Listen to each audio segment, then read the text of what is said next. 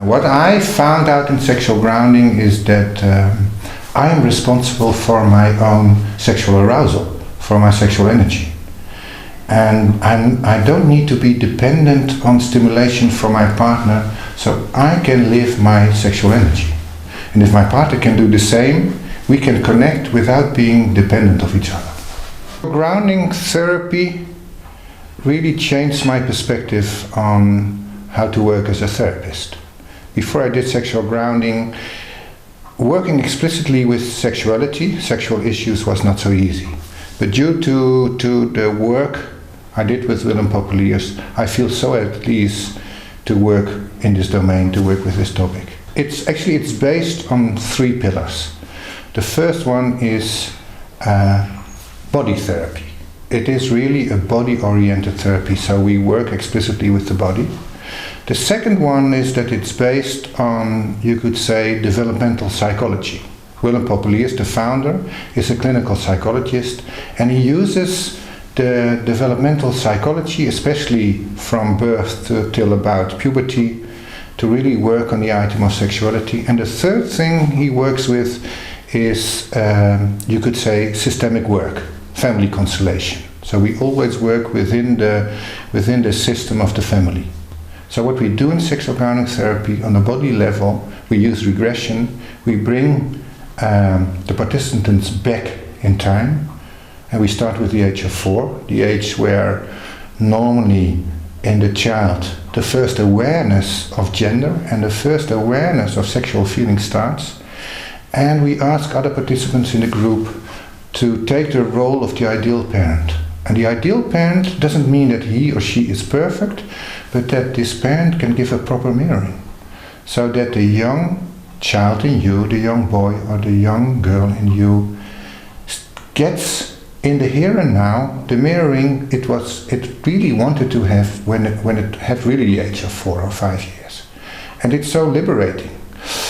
I always say you can't change the past is the past, but what you can do on a body level, give an experience how it could be, and that gives a lot of freedom how to act in your daily life.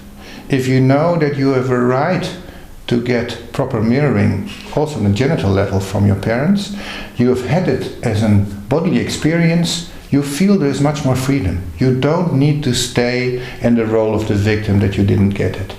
And what we do in sexual grounding is that we give back the dignity about the sexuality.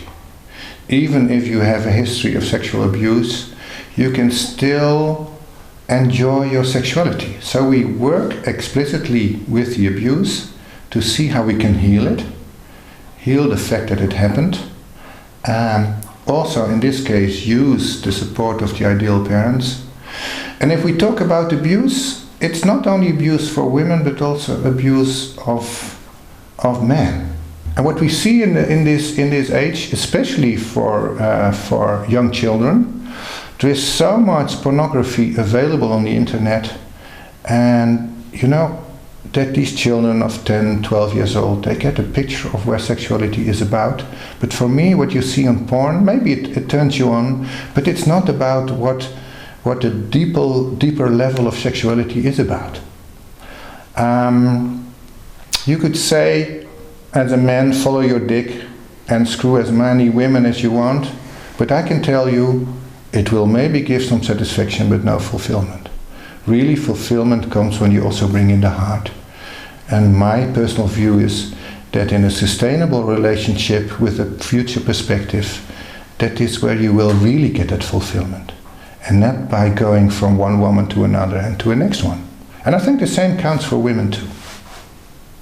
The most important message I have for parents is that when your children are young, around 3, 4, 5 years old, you will see that they get interested in their genitals, that they get interested in their gender identity, that they want to know where they come from, that they want to be proper mirrored, that they get curious about the genitals of you as a parent, and that you feel that you yourself can be free on giving them the proper mirroring, because they want to find out where it's all about. And if you do secret about it, or when the little boy and the little girl really like to enjoy this feeling in the body level, that it's okay.